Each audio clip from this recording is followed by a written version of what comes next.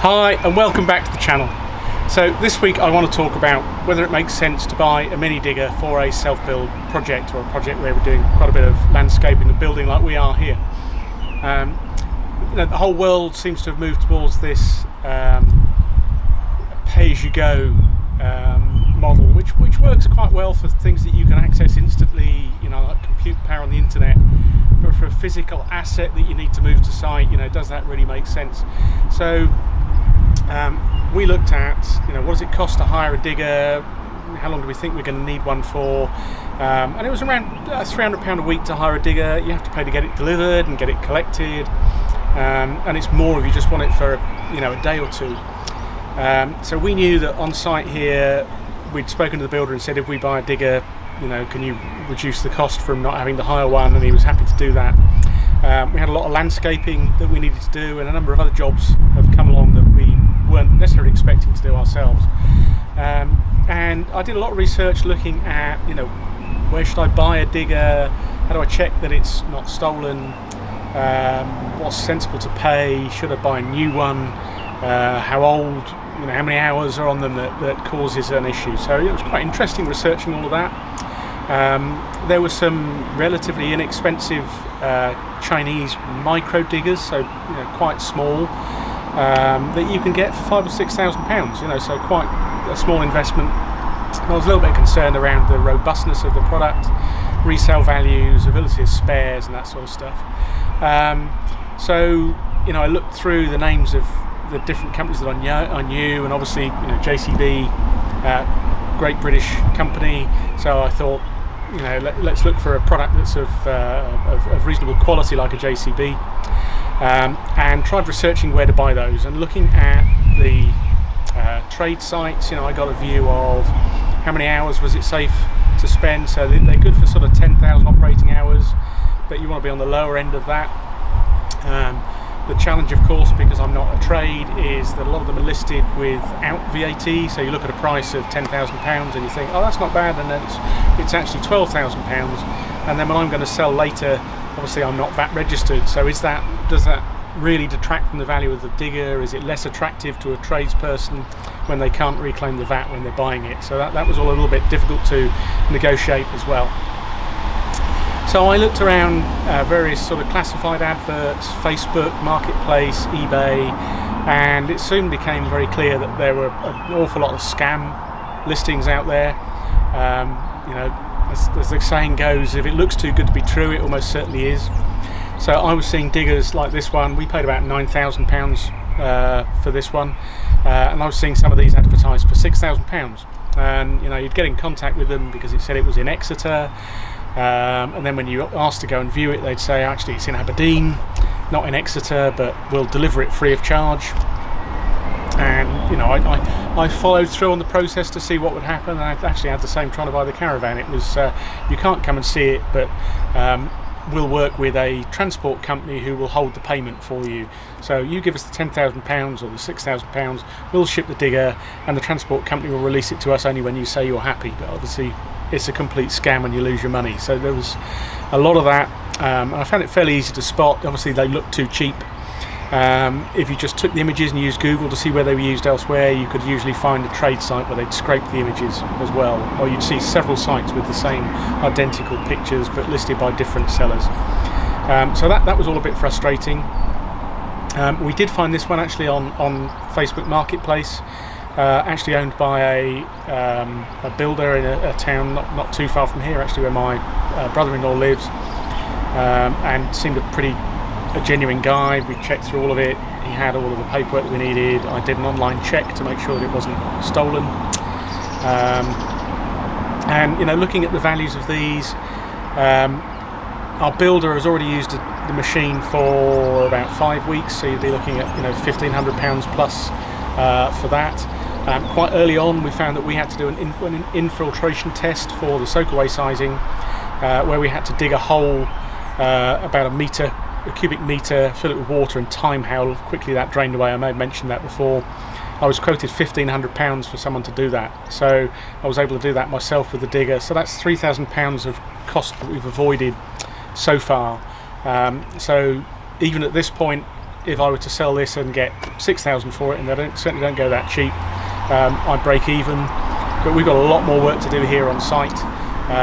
Because of the pitch fibre drains that I mentioned in an earlier video, we're going to have to dig up and replace most of the drainage on the site. We've got a very large soakaway to dig out as well, so 6 metres by 1.5 by 1, so pretty big hole that we need to excavate, and that would have cost us quite a bit, so we're hoping to do that ourselves as well. So I think overall it's proved a sensible thing so far to buy. We have the capital on hand to do it. It'll be interesting to see what happens when I try and sell it. Obviously I can't offer finance to somebody, they're not going to be able to claim the VAT back because I'm not charging the VAT.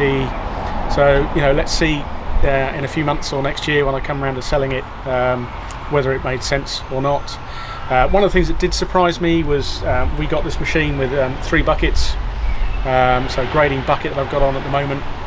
I've got quite good with that in levelling the ground, and I've moved quite a lot of earth around the site here, which I can show you.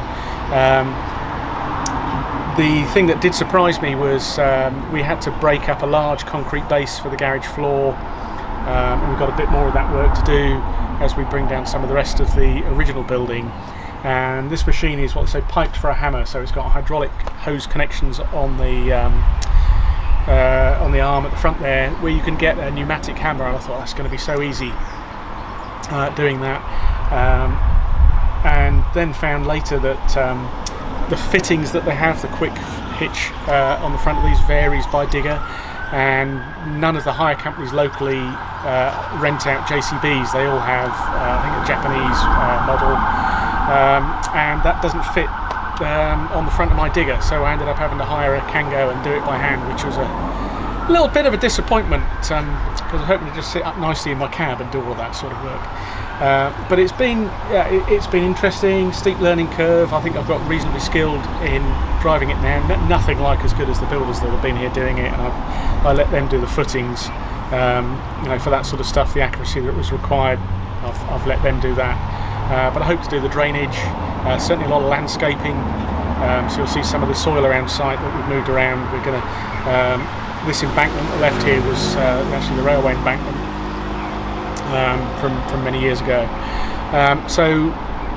I think so far that it makes sense. It's been a lot of fun as well. I've had a few friends and family that have come and had a little bit of a go in it, and I'm sure there'll be a few more of those in the future as well.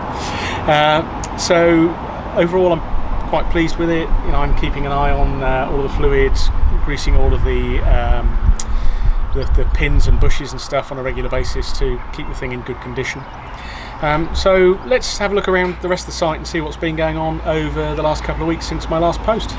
Thank you so much for all of you that are subscribed and following us, so please click like on this video. If you haven't subscribed already, please do so.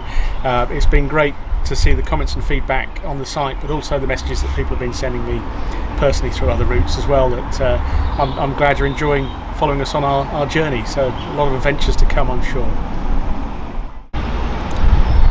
So this is the digger that I finally went for, having looked at all those different choices that I went through. So it's a 2017, so sort of 5 years old. It had about 1,050 or 1,100 hours on it, so reasonably light use. It's about 1.6 tons, so it's one of the sort of micro excavators. It's reasonably capable.